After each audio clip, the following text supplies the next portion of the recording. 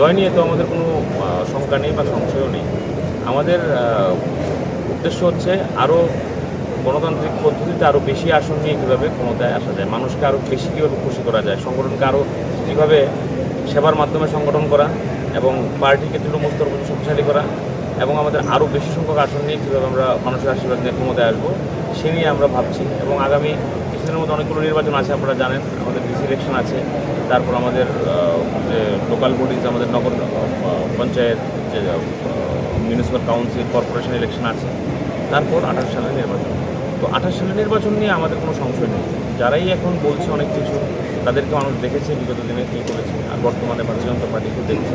আমরা মানুষকে আমরা বিশ্বাস করি এবং আমরা জানি মানুষ আমাদের পেছনে আছে এবং আমরা সেই জয় নিয়ে আমাদের কোনো রকম চিন্তা নেই। আমরা ধর্মনগর উপনির্বাচন হলো, আমরা দেখতে পেলেন কী পরিমাণে ভোট আমাদের ভারতীয় জনতা পার্টির প্রার্থী সর্বোচ্চ পেয়েছে। তো একটা ইন্ডিকেশন যে কী হবে আগামী দিন। আমার থেকে আপনারা বেশি জানেন, আপনারা বিভিন্ন জায়গায় যান, মানুষের সঙ্গে কথা বলেন। তো আমরা তো আশাবাদী এবং আরও যদি কোনো রেক্টিফিকেশনের জায়গা থেকে বলবেন, আমরা চেষ্টা করবো সেগুলোকে শুনতে আরও কেউ মানুষের কাছে আমরা যেতে পারি। ভুল ত্রুটি হতে পারে আমাদের দ্বারা, আমরা তো আর ভগবান না, মানুষের দ্বারা ভুল ত্রুটি হয়।